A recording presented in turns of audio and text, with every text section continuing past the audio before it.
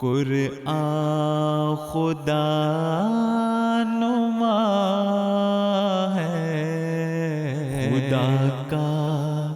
کلام ہے، خدا کا کلام ہے، بے اس کے معرفت کا چمن ناتمام ہے، ناتمام ہے، ناتمام ہے۔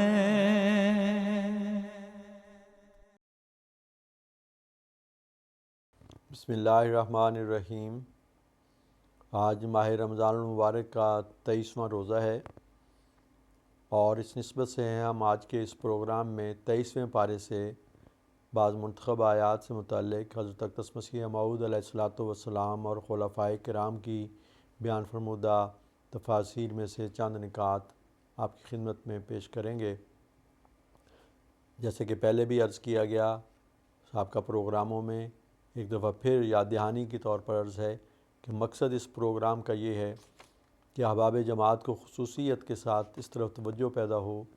کہ وہ قرآن مجید کی سچی اور حقیقی تفسیر کو جاننے کے لیے حضرت اقدس مسیح موعود علیہ الصلوۃ والسلام اور خلفائے کرام کی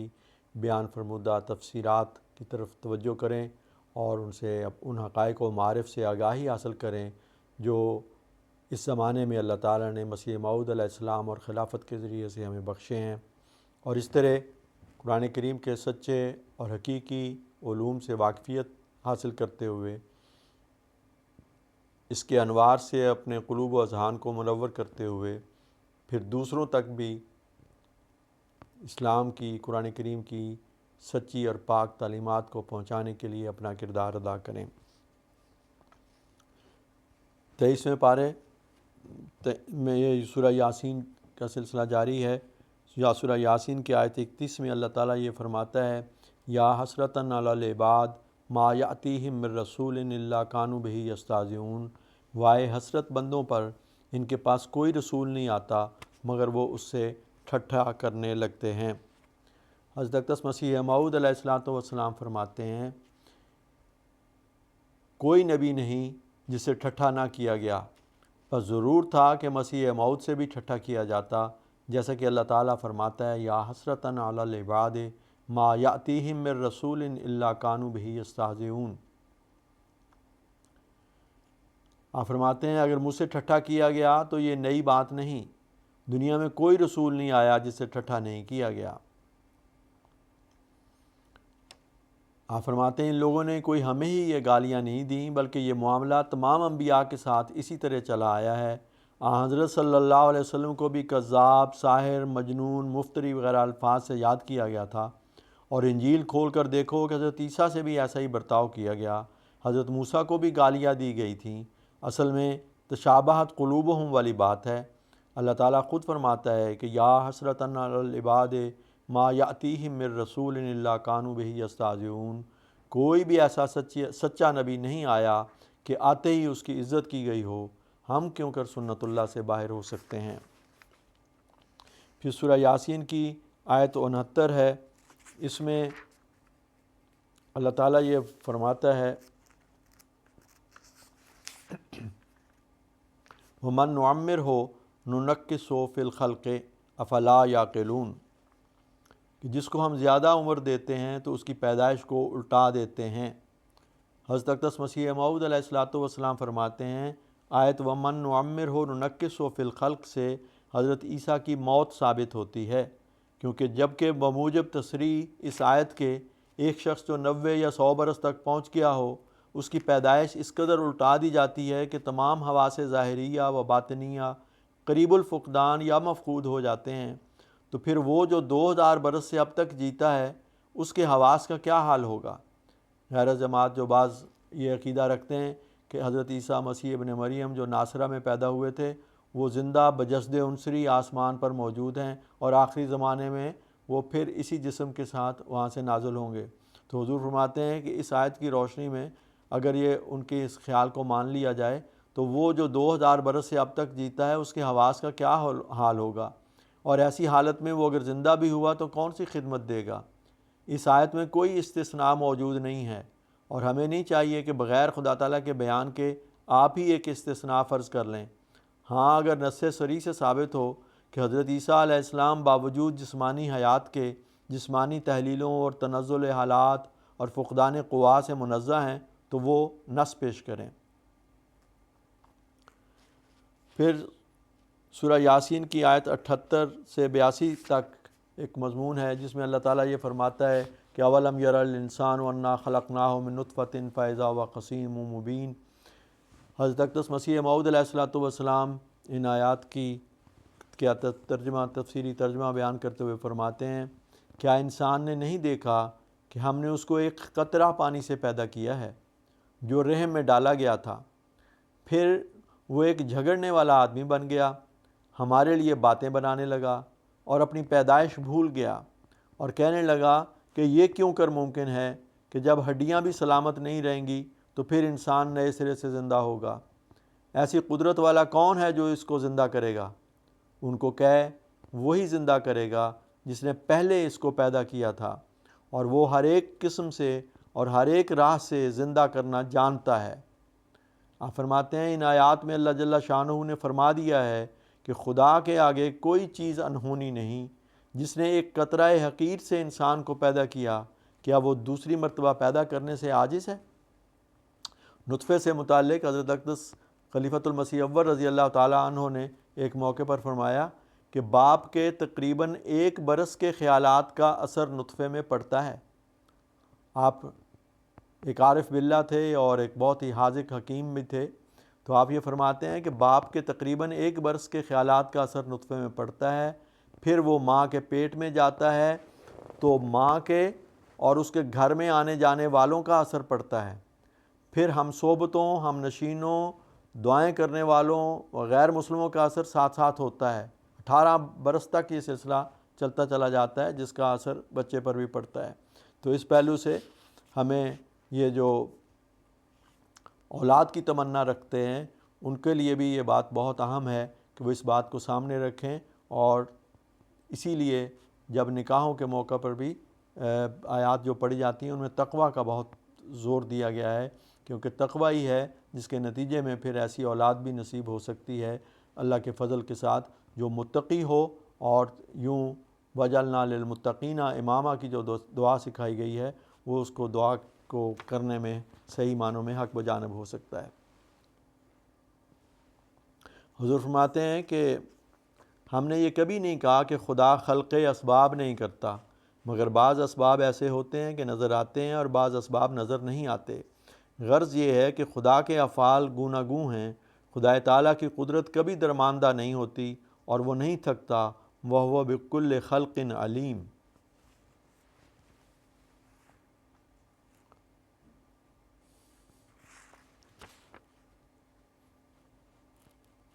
سورہ صافات کی آیت 36 ہے جس میں اللہ تعالیٰ یہ فرماتا ہے اِنَّهُمْ كَانُوا اِذَا قِيلَ لَهُمْ لَا إِلَٰهَ إِلَّا اللَّهُ يَسْتَكْبِرُونَ۔ حضور علیہ السلام فرماتے ہیں قرآن کی تعلیم کا اصل مقصد یہی ہے کہ خدا جیسا کہ واحد لا شریک ہے ایسا ہی اپنی محبت کی روح سے اس کو واحد لا شریک ٹھہراؤ۔ جیسا کہ کلمہ لا الہ الا اللہ جو ہر وقت مسلمانوں کو ورد زبان رہتا ہے اسی کی طرف اشارہ کرتا ہے، کیونکہ الہ ولاہ سے مشتق ہے اور اس کے معنی ہیں ایسا محبوب اور معشوق جس کی پرستش کی جائے۔ یہ کلمہ نہ تو توریت نے سکھلایا اور نہ انجیل نے، صرف قرآن نے سکھلایا، اور یہ کلمہ اسلام سے ایسا تعلق رکھتا ہے کہ گویا اسلام کا تمغہ ہے۔ یہی کلمہ 5 وقت مساجد کے میناروں میں بلند آواز سے کہا جاتا ہے، جس سے عیسائی اور ہندو سب چڑھتے ہیں، جس سے معلوم ہوتا ہے کہ خدا کو محبت کے ساتھ یاد کرنا ان کے نزدیک گناہ ہے۔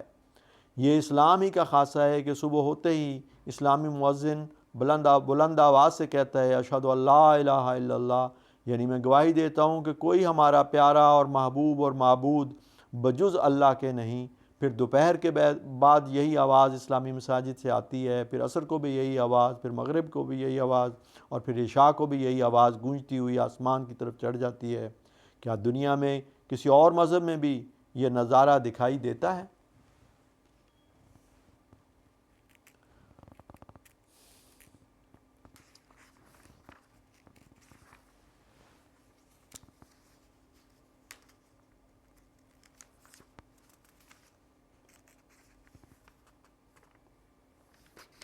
سورہ سعد کی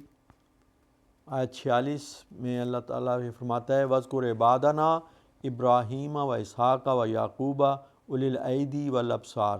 کہ ہمارے بندوں ابراہیم اور اسحاق اور یعقوب کو یاد کر جو ہاتھوں والے اور آنکھوں والے تھے۔ اس کے بھی بعض لوگ عجیب و غریب قسم کی تشریحیں کرتے ہیں۔ حضرت اقدس مسیح موعود علیہ الصلوۃ والسلام نے اس کی جو تفسیر بیان فرمائی ہے اس میں سے چند جملے میں آپ کے سامنے رکھتا ہوں۔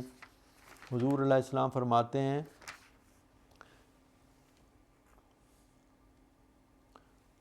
دیکھو قرآن شریف میں خدا تعالیٰ اپنے بندوں کی تعریف میں اولی الایدی والابصار فرماتا ہے، کہیں اولی الالسنہ نہیں فرمایا۔ اس سے معلوم ہوا کہ خدا تعالیٰ کو وہی لوگ پسند ہیں جو بصر اور بصیرت سے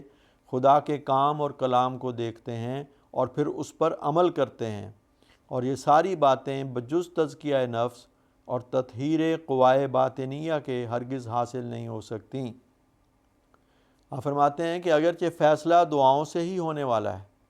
یعنی ہمارے جماعت کے درمیان، ہم مسیح موعود السلام کی جماعت کے درمیان اور دوسروں کے درمیان، آپ فرماتے ہیں اگرچہ فیصلہ دعاؤں سے ہی ہونے والا ہے،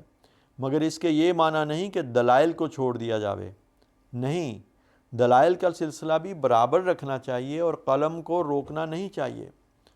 نبیوں کو خدا تعالیٰ نے اسی لیے اولی الایدی والابصار کہا ہے کیونکہ وہ ہاتھوں سے کام لیتے ہیں۔ بس چاہیے کہ تمہارے ہاتھ اور قلم نہ رکیں، اس سے ثواب ہوتا ہے۔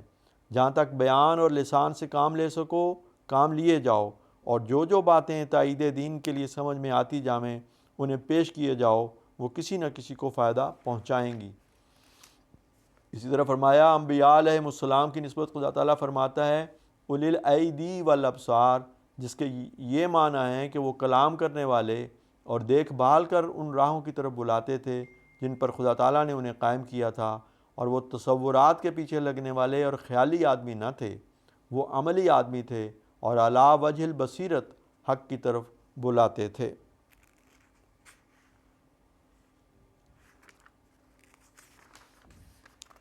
پھر اسی صورت کی آیت 87 ہے جس میں اللہ تعالیٰ یہ فرماتا ہے قُلْ مَا أَسْأَلُكُمْ عَلَيْهِ مِنْ أَجْرٍ وَمَا أَنَا مِنَ الْمُتَكَلِّفِينَ۔ حضرت اقدس مسیح موعود علیہ الصلوۃ والسلام فرماتے ہیں اولیاء اللہ کی بھی ایسی حالت ہوتی ہے کہ ان میں تکلفات نہیں ہوتے، وہ بہت ہی سادہ اور صاف دل لوگ ہوتے ہیں، ان کے لباس اور دوسرے امور میں کسی قسم کی بناوٹ اور تصنع نہیں ہوتا، مگر اس وقت اگر پیرزادوں اور مشائخوں کو دیکھا جاوے تو ان میں بڑے بڑے تکلفات پائے جاتے ہیں، ان کا کوئی قول اور فعل ایسا نہ پاؤ گے جو تکلف سے خالی ہو، گویا ایسا معلوم ہوتا ہے کہ یہ امت محمدیہ ہی میں سے نہیں ہے، ان کی کوئی اور ہی شریعت ہے۔ ان کی پوشاک دیکھو تو اس میں خاص قسم کا تکلف ہوگا، یہاں تک کہ لوگوں سے ملنے جلنے اور کلام میں بھی ایک تکلف ہوتا ہے۔ ان کی خاموشی محض تکلف سے ہوتی ہے، گویا ہر قسم کی تاثیرات کو وہ تکلف ہی سے وابستہ سمجھتے ہیں، برخلاف اس کے حضرت صلی اللہ علیہ وسلم کی یہ شان ہے وَمَا أَنَا مِنَ الْمُتَكَلِّفِينَ۔ اور ایسا ہی دوسرے تمام انبیاء اور رسول جو وقتاً فوقتاً آئے وہ نہایت سادگی سے کلام کرتے اور اپنی زندگی بسر کرتے تھے، ان کے قول و فعل میں کوئی تکلف اور بناوٹ نہ ہوتی تھی، مگر ان کے چلنے پھرنے اور بولنے میں تکلف ہوتا ہے، جس سے معلوم ہوتا ہے کہ ان کی اپنی شریعت جدا ہے جو اسلام سے الگ اور مخالف ہے۔ پھر سورہ الزمر کی آیت 24 ہے، اس میں اللہ تعالیٰ یہ فرماتا ہے کہ اللہ نزل احسن الحدیث کتابا متشابہا مثانیہ تقشعر منہ جلود الذین یخشون ربہم ثم تلین جلودہم وقلوبہم الی ذکر اللہ ذالک ھدی اللہ یہدی بہ من یشاء ومن یضلل اللہ فما لہ من ہاد۔ جس میں قرآن کریم سے متعلق اللہ تعالیٰ نے ساری کتاب کو ہی کتابہ متشابہم اور مثانیہ قرار دیا ہے۔ آپ پہلے ہم پڑھ چکے ہیں، سن چکے ہیں کہ اللہ تعالیٰ نے فرمایا تھا کہ یہ کتاب ہے، اس میں محکمات بھی ہیں اور متشابہات بھی ہیں، اور پھر متشابہات کی وضاحت فرمائی تھی کہ بعض لوگ جو ہیں وہ متشابہات کے پیچھے چل جاتے ہیں جن کے دلوں میں کجی ہوتی ہے اور وہ غلط معنی کرتے ہیں، لیکن یہاں پہ قرآن کریم نے ساری کتاب کو ہی کتاب متشابہ قرار دیا ہے، اور اس کی وضاحت یہ کی ہے کہ یہ ایسی کتاب ہے، متشابہن کے یہ معنی نہیں کہ اس میں کچھ شک شبے والی باتیں ہیں، بلکہ یہ ایسی کتاب ہے جس کے پڑھنے سے ان کے وجودوں پر ایک لرزہ طاری ہو جاتا ہے، اللہ کی خشیت سے وہ بھر جاتے ہیں اور ان کے دل جو ہیں وہ اللہ کے ذکر کی طرف مائل ہو جاتے ہیں۔ تو اس مضمون کو حضرت مسیح موعود علیہ الصلوۃ والسلام اور خلفائے کرام نے مختلف مواقع پر بڑی تفصیل سے بیان فرمایا ہے۔ چند ارشادات آپ کے سامنے رکھتا ہوں۔ حضرت اقدس مسیح موعود علیہ الصلوۃ والسلام نے عربی زبان میں اس کی جو وضاحت فرمائی ہے اس کا ترجمہ یہ ہے کہ یعنی یہ کتاب متشابہ ہے جس کی آیتیں اور مضامین ایک دوسرے سے ملتے جلتے ہیں۔ متشابہ سے مراد یہ ہے کہ اس کی آیتیں اور مضامین ایک دوسرے سے ملتے جلتے ہیں، ایک جگہ پہ ایک بات ہے، دوسری جگہ اس کی تائید ہوتی ہے، اس کی وضاحت ہوتی ہے۔ ان میں کوئی تناقض اور اختلاف نہیں، ہر ذکر اور وعظ اس میں دہرا کر بیان کیے گئے ہیں، جس سے غرض یہ ہے کہ ایک مقام کا ذکر دوسرے مقام کے ذکر کی تفسیر ہو جائے۔ اس کے پڑھنے سے ان لوگوں کی کھالوں پر جو اپنے رب سے ڈرتے ہیں رونگٹے کھڑے ہو جاتے ہیں، یعنی اس کا جلال اور اس کی ہیبت عاشقوں کے دلوں پر غالب ہو جاتی ہے، اس لیے کہ ان کی کھالوں پر کمال خوف اور دہشت سے رونگٹے کھڑے ہو جائیں۔ وہ قرآن کی گہری تنبیہات اور جلالی تاثیرات کی تحریک سے رات دن اللہ تعالیٰ کی اطاعت میں بدل و جان کوشش کرتے رہتے ہیں۔ پھر ان کی یہ حالت ہو جاتی ہے کہ اللہ تعالیٰ ان کی اس حالت کو، جو پہلے دکھ درد کی حالت ہوتی ہے، لذت اور سرور سے بدل ڈالتا ہے۔ چنانچہ اس وقت اطاعت الہی ان کی جزو بدن اور خاصہ فطرت ہو جاتی ہے۔ پھر اللہ تعالیٰ کے ذکر سے ان کے دلوں اور بدنوں پر رقت طاری ہوتی ہے، یعنی ذکر ان کے دلوں میں پانی کی طرح بہنا شروع ہو جاتا ہے، اور ہر بات طاعت الہی کی ان لوگوں سے نہایت سہولت اور صفائی سے صادر ہوتی ہے، نہ یہ کہ اس میں کوئی بوجھ ہو یا ان کے سینوں میں اس سے کوئی تنگی واقع ہو، بلکہ وہ تو اپنے معبود کے امر کی فرمانبرداری میں لذت حاصل کرتے ہیں اور اپنے مولا کی طاعت میں انہیں حلاوت آتی ہے۔ بس عابدوں اور مطیعوں کی غایت کار اور معراج یہی ہے کہ اللہ تعالیٰ ان کے دکھوں کو لذتوں سے بدل ڈالے۔ حضور علیہ السلام فرماتے ہیں کتاب متشابہہ،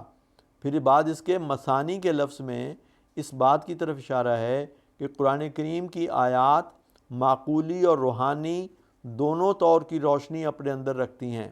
یہاں ایک اور مضمون کی طرف اشارہ فرمایا۔ پہلے یہ فرمایا تھا کہ دہرا کر بار بار اس قرآن کریم کی آیات جو ہیں اس کے مضامین کو بیان کیا گیا ہے، اور یہاں پہ فرمایا کہ اس کے جو مثانی دہرانے کا مضمون ہے، یعنی معقولی اور روحانی اس طرح دہرایا گیا ہے، عقلی دلائل بھی ہیں اور روحانی، جسمانی اور روحانی دونوں مضامین ساتھ ساتھ چلتے ہیں۔